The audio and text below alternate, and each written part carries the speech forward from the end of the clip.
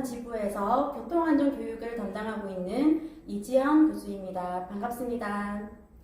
이번 시간에는 무단횡단의 위험성 및 도로를 안전하게 횡단하는 방법에 대해서 살펴보도록 하겠습니다. 일단 통계 자료를 봐보시면 최근 3년간 고령자 무단횡단 사망사고 비율에 대한 자료인데요. 여기 보시면은 일단 전국적인 무단횡단 사망사고 건수가 1485건이었고요. 그 중에서 고령자 무단횡단 사망사고 건수는 929건으로 무려 62.1%를 차지하고 있었습니다. 굉장히 높은 수치임을 알 수 있는 자료이고요. 그리고 이 영상을 한번 봐보시면 무단횡단의 위험성에 대한 영상인데 왜 무단횡단이 위험한지에 대해서 한번 살펴보도록 하겠습니다. 도로를 건너는 우산 쓴 할머니가 보입니다. 앞만 보며 무단횡단하던 할머니, 달리던 차 유리창에 머리를 크게 부딪히고 마는데 지금 이 영상에서처럼 무단횡단을 하시다가 어르신 한 분이 머리부터 떨어져가지고 이제 사망을 하시는 그런 이제 영상이었는데, 무단횡단을 하시다 보면은 머리부터 떨어지기 때문에 사망하는 확률이 매우 높아지게 되고요. 그리고 다시 한번 보시면 지금 시선 처리가 차가 오는 방향을 보는 게 아니라 어르신의 시선이 다른 쪽을 향하고 있는 것을 볼 수가 있습니다. 그리고 걸음걸이가 굉장히 빨랐고요. 차와 차 사이에서 사람이 갑자기 튀어나왔는데 지금 보시면은 SUV 차량 사이에서 사람이 나온 걸 알 수가 있습니다. 그러면 SUV 차량에 대해서 한번 살펴보도록 하겠습니다. SUV 차량 같은 경우에는 일반 승용차에 비해서 차체의 높이가 20cm 이상이 크다는 것을 알 수가 있었고요. 그리고 일반 성인 여성 160cm의 이제 키 정도 되는 여성에 비해서 10cm 이상이 차체가 더 높다는 것을 알 수가 있었습니다. 그러니까는 SUV 차량과 SUV 차량 사이에서 만약에 사람이 갑자기 튀어나온다면 보이지 않는다는 것을 보여주는 자료였습니다. 자, 이 영상도 무단횡단의 위험성을 보여주는 영상인데 지금 직진 신호에 불이 들어온 상황이고 차량이 출발해야 되는 타이밍에 한 어르신이 보행 신호를 위반하고 갑자기 무단횡단을 하는 영상입니다. 일단 한번 영상을 보시겠습니다. 차량 신호에 녹색불이 들어온 상황, 횡단보도 앞에 서선 한 어르신, 차량의 수신호를 보내고 길을 건너기 시작합니다. 하지만 곧 버스와 크게 부딪혀 자, 이 영상에서 보셨듯이 어르신 한 분이 무단횡단을 했고요. 그리고 정차되어 있는 차량이 한 대가 있었고 갑자기 버스가 튀어나오면서 어르신을 이제 부딪혀서 어르신이 사망한 사건인데, 여기 이제 정차되어 있는 차량 때문에 버스 운전기사는 사각지대가 생겨서 그걸 이제 볼 수 없는 상황이었고요. 사람이 갑자기 튀어나와서 이렇게 무단횡단을 하면 그만큼 위험하다는 것을 알 수 있는 영상입니다. 자, 그럼 무단횡단을 하는 이유에 대해서 한번 설명을 드리겠습니다. 이거는 도로교통공단에서 설문조사를 해본 결과고요.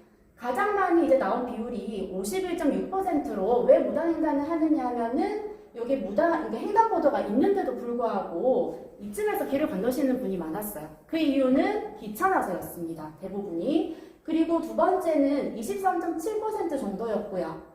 차가 오고 있음에도 어르신들께서 건너시는 데 있어 안전하다고 생각하는 경향이 많았습니다. 그래서 이러한 이유로 무단횡단을 하는 이유가 1위, 2위로 이렇게 나왔고요. 그러면은 무단횡단을 할 때 이제 심리가 어떤지 한번 보겠습니다. 자, 보통 어르신들이 이쯤 왔을 때 갑자기 녹색등에 불이 들어왔어요. 그리고 이제 깜빡깜빡 전멸등이 켜진 상태라면 어떻게 하시냐면은 횡단보도까지 뛰어가셔가지고 길을 건너시던지 아니면은 이쯤에서 바로 길을 건너게 되세요. 근데 보통 이쯤에서 길을 많이 건너시고요. 길을 건너시다가 보시면은 차와 차 사이에서 갑자기 이제 어르신이 튀어나오게 되고, 이 편도 2차로 도로에서 보시면은 이렇게 차가 주행 중에 이 차량에 의해서 사각지대가 생겨요. 사각지대가 생기기 때문에 어르신이 튀어나오는 게 보이지가 않아요. 그래서 운전자분이 이렇게 어르신을 부딪히게 되고 사고가 나는 거예요. 그래서 이렇게 전멸등 신호가 켜졌을 때는 위험하다는 것을 알 수가 있습니다. 이번 이 장면도 보시면 지금 보통 길을 건너실 때 횡단보도 앞에 있는데 녹색등이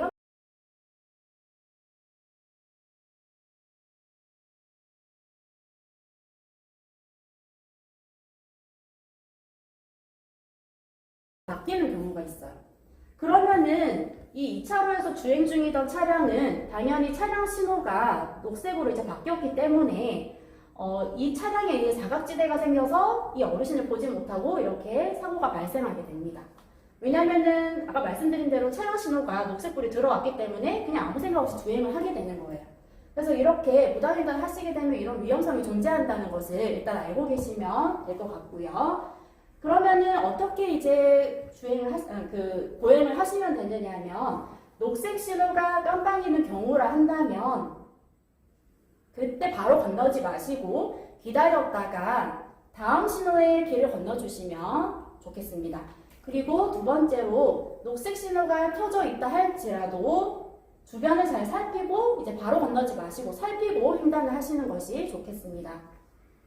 자, 이 장면은 이제 반대 입장에서 보는 장면인데 예를 들어서 선생님들께서 보행을 하실 때도 있지만 운전자 입장에서 운전을 하실 때도 있어요. 그러면은 우리가 아까 전에 차와 차 사이에서 갑자기 사람이 튀어나올 때의 위험성에 대해서 제가 말씀을 드렸는데 반대로 운전자 입장에서 방어 운전을 할 수 있는 방법이 있습니다. 그래서 그 방법에 대해서 한번 말씀을 드려보겠습니다. 자, 지금 운전자가 운전을 하고 있는 상황이고요.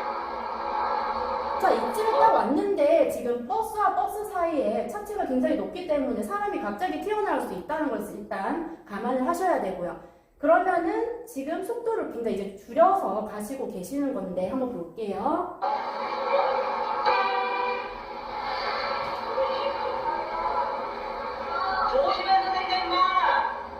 자, 이렇게 미리 높은 차체가 있는 쪽에서 사람이 나올 거라고 가정을 한다면 방어 운전을 하실 수 있기 때문에 이렇게 운전하는 방법에 대해서도 한번 말씀을 드려봤습니다. 자, 그러면은 이제 어떻게 도로를 횡단하면 좋은지에 대해서 주의사항을 몇 가지를 말씀을 드리는데, 자, 여기 횡단보도가 있으면은 보통 오른쪽에 화살표 표시가 있습니다. 그러면은 1번 위치는 이제 화살표 표시가 있는 위치고 2번 위치는 없는 위치인데 어느 방향에서 서 있어야지 이제 안전하실까에 대한 질문을 드리는데 정답은 1번이라고 보시면 되세요. 만약에 화살표 표시가 없다 한다면 횡단보도의 오른쪽에 서 계시는 게 안전하다고 말씀을 드리고요. 그러면은 만약에 2번에서 길을 건너시게 되면 얼마나 위험한지를 한번 말씀을 드려보겠습니다. 자, 어르신께서 2번 위치에서 만약에 길을 건넌다 하면 여기 지금 정차나 뭐 주행 중인 차량이 있다고 가정을 하고요. 이제 1차로에서 차량이 주행 중이에요. 그러면 주행을 하다가 이 차량에 의해서 사각지대가 생기기 때문에 이 어르신이 보이지가 않게 됩니다. 그러면은 이 차가 주행을 하다가 갑자기 튀어나오는 어르신을 부딪히게 되고 이제 사고가 날 확률이 굉장히 높아지게 되는 것입니다. 그러면 이제 반대로 1번 방향에서 건너시게 되면 어떻게 되는지 한번 보겠습니다. 일단 주행 중이거나 정차 중인 차량이 있고요. 그리고 주행 중인 차량이 있다 한다면 아까보다 훨씬 시야의 범위가 넓어진 것을 알 수가 있고요.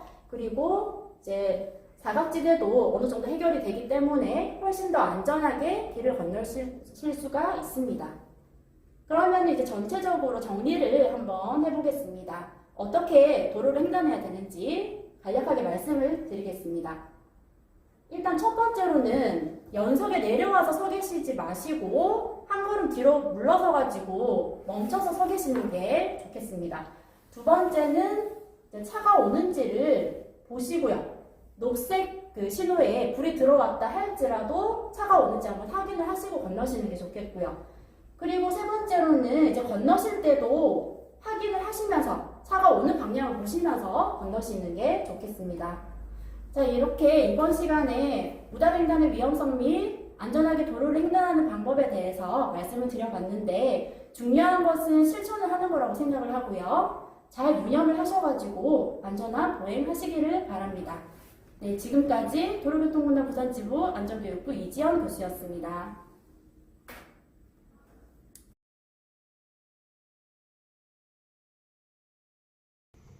안녕하십니까. 저는 도로교통공단에서 교통안전교육을 담당하고 있는 박지훈입니다. 먼저 이번 시간에 먼저 알아볼 것은 우리 어르신들이 버스를 타고 이동하다가 목적지에 도착해서 내리다가 발생한 교통사고 사례를 통해서 우리가 안전한 생활을 어떻게 해야 하는지에 대해서 알아보도록 하겠습니다. 자, 이 장면을 보시면은 이 어르신이 버스를 타고 목적지에 도착을 해서 버스에서 하차를 해서 버스 앞쪽으로 무단횡단하는 그런 아주 위험한 상황인 것입니다.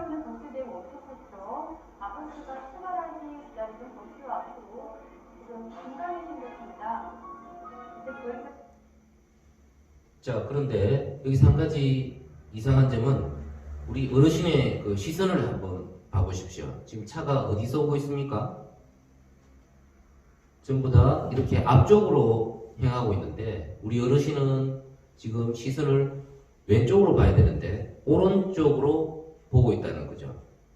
그 이유는 이 어르신은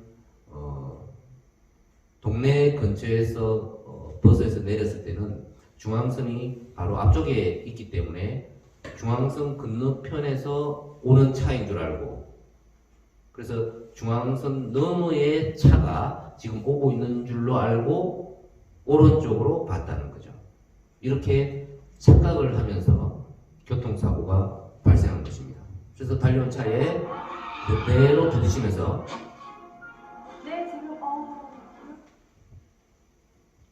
우리 어르신이 부딪힌 후에 버스 앞쪽으로 굴러가고 있는 상황입니다. 근데 버스는 워낙 덩치가 크다 보니까 이러한 사고가 난 줄 모르고 그대로 지나가면서 결국 우리 어르신이 사망한 이러한 교통사고였습니다. 그래서 이러한 사례를 잘 염두에 둬서 버스에서 내리실 때 도로에서 함부로 무단횡단하는 일이 없도록 해야 되겠습니다. 그 다음에 이 사례는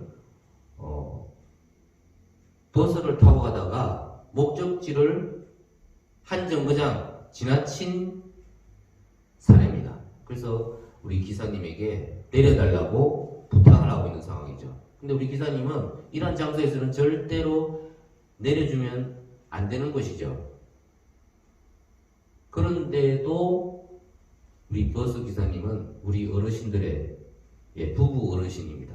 이 어르신들의 그 애로사항을 들어주기 위해서 불법 행위를 하고 있는 거죠. 버스에서 내려주고 있습니다. 근데 보시면은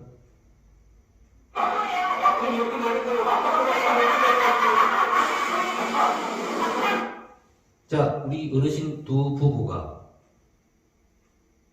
고맙다고 인사를 하면서 아주 기쁜 목소리로 인사를 하면서 내리는 상황입니다. 자, 우리 어르신들이 이런 버스에서 내릴 때는 어떻게 되겠습니까?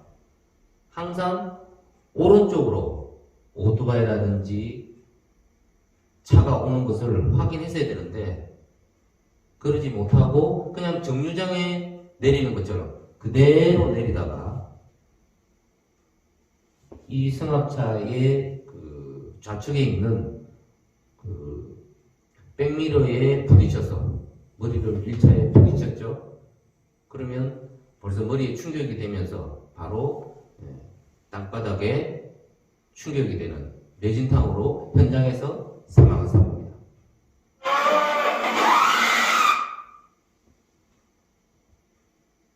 자, 이러한 끔찍한 교통사고 사례에서 우리 어르신들은 이제 앞으로 버스에서 내릴 때 어느 쪽으로 가야 되겠습니까? 항상 오른쪽.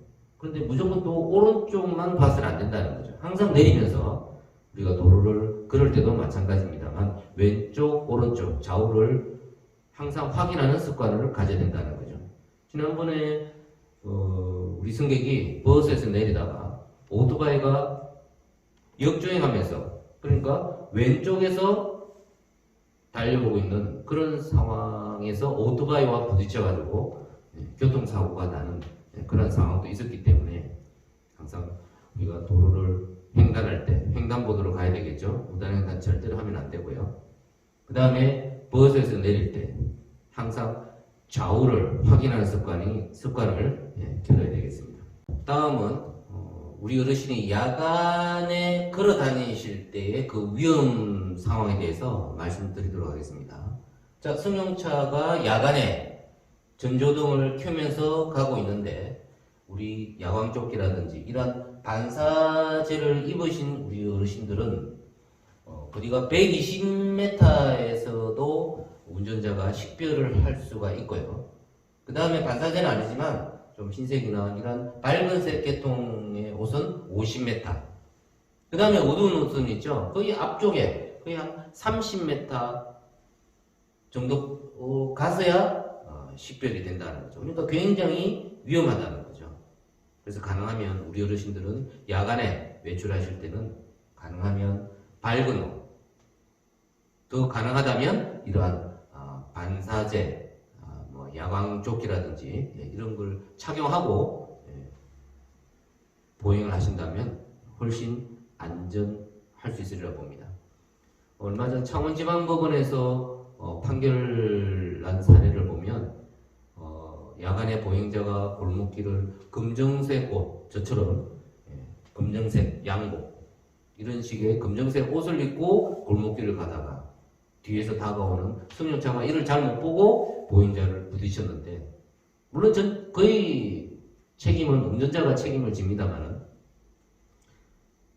어두운 색 계통의 옷을 입은 이 보행자에게 33%의 책임이 있다, 과실이 있다 하는 법원의 판결도 있었습니다. 그래서 야간에 보행하실 때는 반드시 밝은색 계통의 옷을 입고서 외출을 하시는 것이 훨씬 안전하다는 것을 다시 한번 말씀드리겠습니다. 자, 실험을 한번 보시죠. 자, 실험 장면을 보시면은, 자, 지금 벌써 시작하자마자 이 반사제, 야광조끼, 옷을 입으신 분들은 이미 벌써 식별이 된다는 거죠.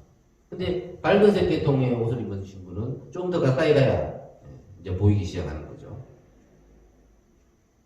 자, 그러면 어두운 색 옷을 입으신 분이 아직 보이지 않는데 어느 정도 더 가야 되겠습니까? 어두운 색을 옷을 입으신 어르신이나 우리 보행자가 어느 쪽에 있겠습니까? 이렇게 왼쪽이겠습니까? 오른쪽이겠습니까? 전혀 알 수 없는 거죠. 한참을 더 가야 된다는 거죠. 지금 굉장히 천천히 가도 이렇게 되는데 승용차가 빠른 속도로 간다고 한다면 더더욱 어두운 색의 옷을 입으신 우리 보행자는 매우 위험하다는 거죠. 자, 좀 더 가까이 가보겠습니다.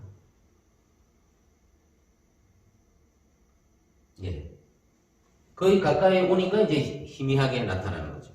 검은색 옷이 이렇게 야간에는 낮에도 마찬가지입니다만 빛을 흡수를 하기 때문에 밝은색 계통의 옷은 이렇게 빛을 반사를 해서 우리 운전자나 주변 사람들이 식별을 할 수가 있습니다만 이렇게 야간에는 어두운색 옷을 입고 외출하는 것이 굉장히 위험하다는 것을 알 수가 있으리라 봅니다.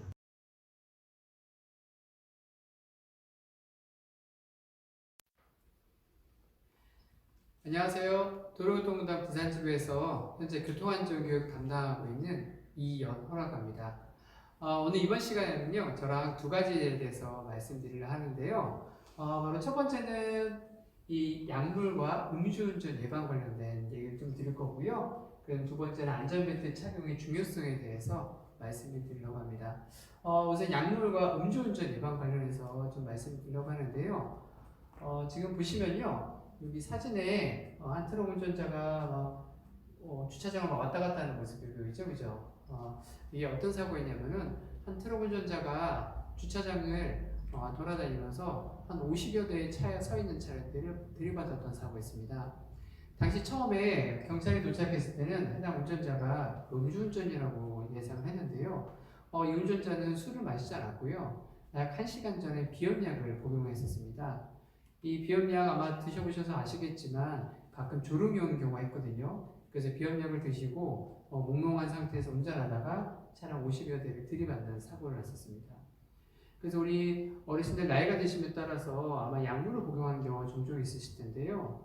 특히 감기약이나 비염약 같은 경우는 졸음을 유발하는 경우가 많기 때문에 내가 만약에 좀 감기 기운이 있는데 1시간 뒤에 운전을 해야 된다 하면은 감기약 드시기 전에 운전을 끝마친 상태에서 약을 복용하시는 게 좋을 것 같아요. 그리고 아마 그 고혈압이나 내가 주기적으로 드신 약이 있을 텐데 특히 이런 약은 내가 원래 먹던 약들은 괜찮지만 만약에 기존 약을 좀 변경하는 경우엔 조리 오는 경우가 있다고 해요. 그래서 해당 의사한테 그 약을 처방받을 때 기존에 먹던 약이랑 동일한 건지 아니면은 약이 바뀐 건지 이런 것들을 확인해 주시면 좋을 것 같아요. 만약에 약이 변경이 됐다면은 내가 이 약을 먹고 조림이 올 수도 있으니까 그런 것들을 좀 신경 쓰셔서 운전하시면 좋을 것 같습니다. 그다음에 약물 복용 운전뿐만 아니고 바로 이 음주운전 관련된 얘기도 조금 드리려고 하는데요. 여기 지금 사진 보시면은 어떤 운전자분이 소주병을 싣고 자전거를 타고 가는 모습을 보실 수가 있습니다. 우리가 자전거 타고 가면서 술을 마시는 것은 기존의 음주운전이긴 하지만 훈방 조치를 받았습니다. 하지만 지금부터는 술을 마시고 자전거를 타는 것도 음주운전으로 처벌을 받습니다.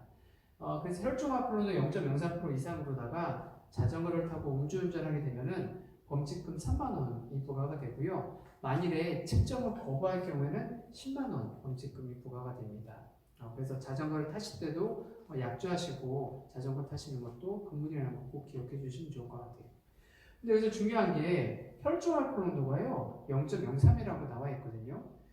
기존의 혈중알코올 농도 기준이 바로 0.05였어요. 근데 2019년 6월 25일부터 음주운전 관련된 혈중알코올 농도 기준이 0.05에서 이렇게 0.03으로 바뀌었습니다. 그래서 이전에는 소주 한두 잔 즐기시고 운전대를 잡는 거는 음주운전이 아니고 그냥 후방으로 처분하는 경우가 많았거든요. 하지만 지금은 0.03으로 바뀌다 보니까 소주 한두 잔 정도만 드셔도 음주운전을 좀 받을 수가 있어요.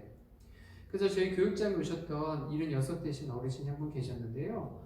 이분이 혈중알코올도 그냥 0.031%가 나왔는데 이분이 어떻게 단속이 됐냐면은 자기 누님이 생일잔치에 자기 누님 생일이라서 생일잔치에 가신 거예요. 그래서 고기도 먹고 뭐 기름진 것도 먹다 보니까 소화가 잘 안 되시더래요. 그래서 이분이 소화가 잘 안 돼서 매실주 2잔을 드신 거예요. 누님이 담그신. 그래서 매실주 2잔을 드시고 30분 뒤에 운전대를 잡고 집으로 가는 길에 집 앞에서 음주 단속이 됐는데 그때 혈중알코올 농도가 0.031%가 나오신 거예요. 그래서 바로 면허가 100일 정지가 들어갔고 형사처분도 받으셨는데요. 벌금이 300만 원이 나오셨어요. 그래서 기존에는 형사처분도 그렇게 강화되지 않았지만 현재 유창호법이 통과가 되면서 정지유치가 나올 경우에는 500만 원 이하의 형사처분을 받게 됩니다. 그래서 우리 어르신들 그 점심시간에 뭐 삼계탕 드시고 인삼주 한 잔씩 드시는 경우가 있는데 만약에 차를 끌고 갈 경우에는 이런 인삼주 한 잔도 음주운전으로 처분받을 수 있다는 거 꼭 기억해 주시면 좋을 것 같아요. 예, 이렇게 보신 것처럼 음주운전 형사처분도 굉장히 강화가 됐는데요. 잠깐 보시면은 형사처분은 혈중알코올 농도에 따라 벌금이 좀 다르게 책정이 돼요. 그래서 혈중알코올도 0.03에서 0.08% 사이의 경우 운전면허 100일이 정지되고요. 그 다음에 형사처분은 500만 원 이하의 벌금을 받게 됩니다. 그 다음에 0.08에서 0.2%는 면허가 취소가 되고 형사처분은 500에서 1000만 원 사이의 형사처분을 받게 됩니다. 그리고 0.2% 이상의 경우에는 운전면허가 취소가 되고요. 그 다음에 형사처분은 1000에서 2000만 원 사이 또는 2년 이상의 징역을 받을 수가 있습니다. 그리고 만약에 측정을 거부할 경우에는요, 500에서 면허가 취소가 되고 형사처분은 500에서 2천만 원 사이 형사처분을 받게 됩니다. 그래서 지금 보시는 것처럼 소주 한두 잔으로도 면허가 바로 정지가 들어가고 형사처분도 500만 원 정도 받을 수 있다는 거 꼭 기억하시고 작은 한 잔도 음주운전이라는 것을 기억해 주시면 좋을 것 같아요. 예, 여기까지 약물과 음주운전 관련된 얘기를 드렸고요. 이번에는 안전벨트 관련된 얘기를 좀 드리려고 그러는데요. 우리 사고가 났을 때 우리 몸을 제일 보호해 줄 수 있는 것은 바로 안전벨트인데요. 이 안전벨트 착용 의무화가 좀 변경이 됐어요. 기존에는 고속도로, 자동차 전용도로에서 전자석 착용 의무화가 진행이 됐는데 현재는 국도, 지방도 모든 도로에서 전자석 안전벨트가 의무가 됐어요. 그래서 2018년도에서는 국도, 지방도 모든 도로 전자석 안전벨트가 시행되고 있어요. 그래서 뒷좌석까지 안전벨트를 착용해야 되는데요. 아마 많은 분들이 뒷좌석까지 안전벨트를 꼭 착용해야 되나 이렇게 생각하시는 분이 계실 거예요. 그 이유를 잠깐 한번 살펴보도록 할게요. 지금 보시면은 자동차가 한 대 보이고요. 안쪽에는 파란색 옷을 입은 인형이 보이실 거예요. 이걸 덤이라고 하는데 이 인형은 사람의 신체 구조와 아주 흡사하게 만들어진 인형인데요. 앞에 있는 인형과 뒤에 있는 인형 두 개 다 안전벨트를 착용하지 않고 있습니다. 지금 48km 정면 충돌 시험인데요. 이 뒤에 있는 인형이 어디를 갖다 박는지 그걸 한번 보도록 할게요. 확대해서 한 번 더 보도록 하겠습니다. 네, 지금 보시는 것처럼 뒤에 있는 인형이 앞에 있는 인형의 뒤통수를, 머리 뒤쪽을 받는 걸 보실 수 있는데요. 뒷좌석에 있는 사람이 안전벨트를 착용하게 된 이유는 뒷사람을 위해서기도 하지만 실은 앞에 있는 사람을 위해서기도 해요. 우리가 좌석에 앉아있는 분 중에서 뭐 4명이 탑승을 했는데 한 명만 안전벨트를 안 매도 이 안전벨트를 안 맨 사람이 차 안을 돌아다니면서 다른 사람한테 충격을 주고 있습니다.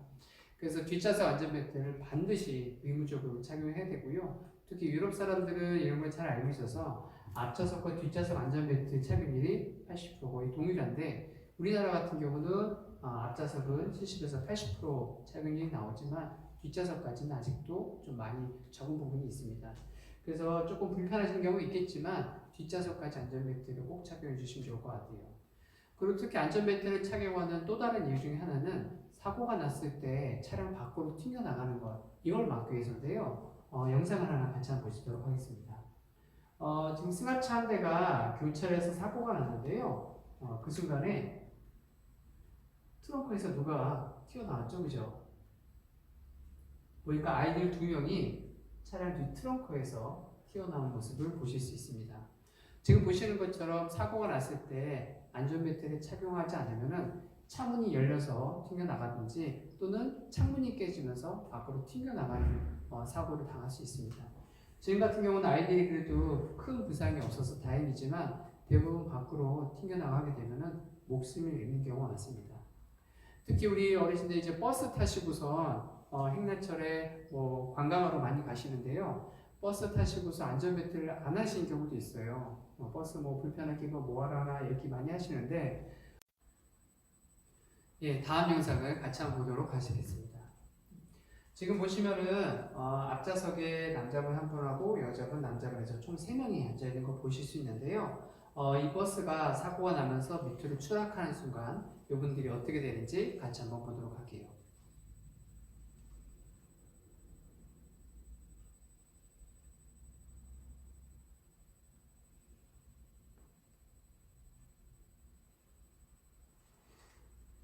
지금 보시는 것처럼 아까 여기 뒷좌석 이쪽에 탑승자 2명하고 남자분 한 분이 앉아 있었는데 이 3명이 전부 다 없어지는 모습을 보실 수 있죠. 그 다음에 운전자 1명만 안전벨트에 달려서 대롱대롱 매달리는 걸 보실 수 있습니다. 지금 보시는 것처럼 버스 역시 사고가 났을 경우에 차량에 타고 있는 사람이 모두 다 밖으로 나가는 걸 보실 수 있는데요. 이 앞좌석뿐만 아니고 뒷좌석도 같이 한번 보도록 할게요. 지금 보시면 얼추 10명, 10명 이상이 되는 사람들이 앉아있는 모습을 볼 수 있는데요. 이분들이 어떻게 되는지 한번 같이 한번 볼게요.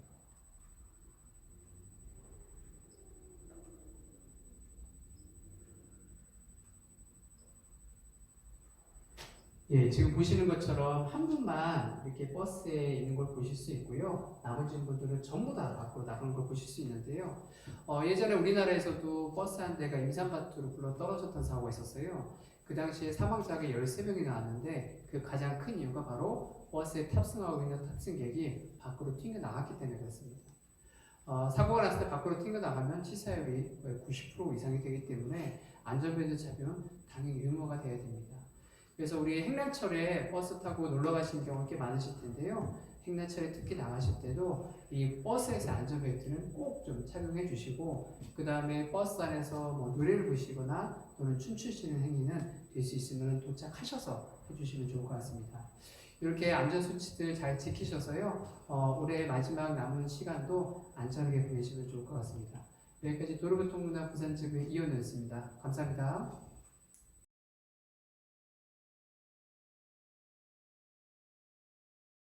안녕하십니까. 도로교통공단 김유경 교수입니다. 이번 시간에는 여러분들에게 도움이 되는 도로교통법 내용을 함께 이야기해 보도록 하겠습니다. 먼저 벌점에 대한 내용입니다. 대한민국 모든 운전자들은 일정 이상 점수를 받게 되면 이 점수가 누적이 되어서 면허 정지가 되기도 하고 취소가 되기도 한다는 사실 알고 계셨나요? 그렇다면 몇 점 이상일 때 면허 정지에 들어가게 될까요? 바로 40점입니다. 40점의 점수가 쌓이게 되면 이때 1점당 하루씩 정지일수가 부과되면서 면허 정지가 되게 됩니다. 예를 들면 40점이 운전자들은 40일간, 50점이 운전자들은 50일간, 100점이라면 100일간 면허 정지를 부과받게 된다는 것입니다. 또한 일정 이상 점수가 더 크게 쌓인 경우에는 면허 취소에 들어가기도 합니다. 면허 취소인 경우는 1년, 2년, 3년 단위로 좀 더 세분화되어 있는데요. 이 역시도 여기에 해당이 됐을 때에는 면허 취소가 됩니다. 예를 한번 들어보겠습니다. 제가 화면에 긴 선을 그어놨는데요. 이 선을 시간의 흐름이라고 생각을 하시면 되겠습니다. 한 운전자가 이날 벌점을 받았습니다. 신호위반을 하다가 경찰관에게 단속이 되면서 15점의 벌점이 생긴 것인데요. 이 운전자는 그동안 벌점이 없다가 처음으로 벌점을 받은 상황입니다. 자, 그렇다면 이 상황에서 면허 정지 기준치를 넘었는지 혹은 취소 기준치를 넘었는지 확인해 보면 되겠죠. 조금 전에 면허 정지 기준은 40점이라고 했습니다. 15점으로는 넘지 않겠죠? 당연히 면허 정지에 들어가지 않습니다. 그렇다면 이 벌점 어떻게 될까요? 이 벌점은 1년 동안 무사고 무위반을 유지하시면요. 1년 뒤 그날에 자동으로 점수가 없어지게 됩니다. 그런데 보통 운전자분들은 벌점을 받은 사실은 기억을 잘 하시지만 1년 뒤에 잘 없어졌는지 확인은 안 하시는 경우가 많기 때문에 이 부분을 잘 모르십니다. 근데 보통 이렇게 1년 뒤에 자동으로 없어지게 돼요. 하지만 무사고 무위반을 유지하지 못하고 중간에 벌점을 추가로 받는다면 어떻게 될까요? 자, 실제로 이 운전자는요. 1월 달로부터 3개월 후인 4월 20일에 중앙선침범으로 30점을 추가로 받았습니다. 도로교통공단에 방문하는 많은 분들이 이렇게 큰 점수를 받는 경우도 많은데요. 이 중앙선침범은 일반적으로 불법 유턴을 하다가 단속되는 경우에 받아오시는 경우가 상당히 흔합니다. 이분은 사고가 난 것은 아니지만 신호위반 한 번과 불법 유턴 한 번으로 벌써 45점의 벌점이 생기고 말았습니다. 이런 경우 정지 기준 40점을 넘어섰기 때문에 45일간 면허 정지에 들어가게 됩니다. 이렇게 벌점 누적이 되기 전에 벌점이 생기지 않도록 조심하는 것이 가장 좋은 방법이 되겠죠. 물론 방금 말씀드린 것처럼 처음부터 벌점을 받지 않으면 가장 좋겠지만 벌점이 생긴 경우에 이 방법도 활용을 해보실 수가 있습니다. 바로 벌점 감경 교육을 받는 것인데요. 자, 이 벌점은 점수가 있지만 아직 40점을 넘지 않았을 때 가능하십니다. 이 교육을 받고 나면 벌점 20점이 감경이 되는데요. 또 한 가지 중요한 점은 이 벌점 감경 교육은 1년에 한 번씩만 가능합니다. 왜냐하면 벌점을 받고 또 교육받고 이게 반복된다면 교통 안전을 위한 또 사고 예방을 위한 교육의 취지가 무색해지겠죠. 그래서 1년에 한 번만 신청이 가능한 부분 꼭 기억해 주시기 바랍니다. 현재 도로교통공단 부산지부에서는요. 이와 같은 일정으로 벌점 감경 교육이 진행되고 있습니다. 첫 번째, 두 번째, 네 번째 목요일에는요. 2시부터 6시까지 그리고 세 번째 목요일에는 야간 교육으로 저녁 6시 반부터 10시 반까지 4시간 동안 이 벌점 감경 교육이 진행이 됩니다. 40점이 되기 전인 작은 점수가 있을 때 이 벌점 감경 교육을 받으시면 20점을 감경받으면서 조금은 마음 편하게 운전하실 수가 있겠죠. 이 벌점이 생겼다면 차선책으로 활용이 가능한 부분이기 때문에 잘 기억을 해 놓으시면 좋겠습니다. 네, 이번에 말씀드릴 내용은 역시 도로교통공단으로 상당히 최근에 문의가 많이 들어오고 있는 내용 중 하나입니다. 2019년도부터 만 75세 이상 운전자분들은 면허 갱신 시에 반드시 교육을 듣도록 법이 개정이 되었습니다. 그래서 이에 대한 문의가 굉장히 많은데요. 자세히 알아보도록 하겠습니다. 먼저 면허 갱신 기간이신 분들은요. 준비물, 각종 서류를 준비하시고 그 뒤에 교육을 이수하신 뒤에 이 서류를 챙겨서 경찰서나 명어 시험장에 가서 새 면허증을 교부 받으시면 되는데요. 일단 어떤 준비물이 필요한지부터 알아보겠습니다. 자, 제가 화면에 준비물을 띄워봤는데 첫 번째는 치매 선별검사 결과지입니다. 75세 이상이시면서 명어 갱신을 하실 때에는 반드시 지참하셔야 되는 서류 중에 하나인데요. 이 서류는 보통 각 보건소에 있는 치매 안심센터에서 검사를 받으신 후에 발급받으실 수 있습니다. 두 번째는 기존 면허증, 세 번째는 사진 2장, 네 번째 적성검사 수수료, 현금 또는 카드 가능. 이 수수료 같은 경우는 명어 시험장에 가셔서 약 13,000원 정도 지출을 하시면 새 면허증을 교부 받으실 수가 있습니다. 그리고 신체검사서 또는 2년 이내 건강검진 결과지, 이 부분 때문에 또 고민을 많이 하시는데요. 국가에서 하는 정기검진을 하신 분들이라면 명어 시험장이나 경찰서에 가셨을 때 신분증을 제출하시고 조회를 하면 이 건강검진한 내용이 조회가 됩니다. 그렇게 해서 또 이제 서류를 따로 준비하지 않으셔도 되는 경우가 많기 때문에 참고하시기 바랍니다. 부산권 내에 있는 치매 안심센터 연락처입니다. 보통 각 구마다 있는 보건소 내에 치매 안심센터가 있고요. 그게 아닌 경우 또 이렇게 따로 건물이 또 따로 있는 경우도 있어요. 참고하셔서 선생님들이 가까운 보건소에 방문하셔서 서류를 준비하시기 바랍니다. 자, 그 다음 교육 내용인데요. 일단 교육 수강을 하셔야 되는데 교육 수강을 하는 방법은 두 가지 방법이 있습니다. 바로 현장에 교육을 오셔가지고 교육을 듣는 방법인데 예약제로 운영이 되고 있습니다. 1577-1120으로 전화 예약을 해주시면 되겠고요. 또 인터넷 검색창에 안전운전 통합민원으로 검색을 하셔서 직접 예약을 하시는 것도 가능합니다. 이렇게 현장 교육을 오시는 것이 조금 더 흔하게 알고 계시는 방법이지만 또 한 가지 방법이 있습니다. 바로 인터넷 교육을 받는 방법인데요. 인터넷 교육을 받는 경우는 집에서 시간의 구애 없이 주말이든 평일이든 한밤중에도 가능한 교육 방법입니다.